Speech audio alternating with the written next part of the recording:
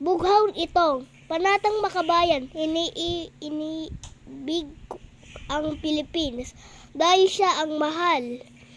Merong lupang hinirang ng kalikasan dahil mahal ko ang Pilipinas. Si Bongbong Marcos, pero may alam para sa iyong lahat. Pero may siya ay tunog na mga tao dito silang magkasama.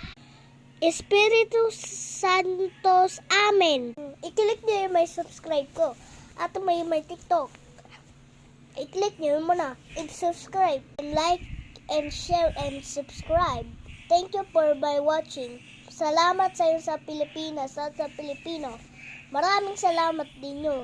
Dino naman tayo nandito sa dene. Mga kapuso na lang. Nandito na sa harap. Papatayin mga nandito na mga subscriber. Thank you guys. Ingat po kayo.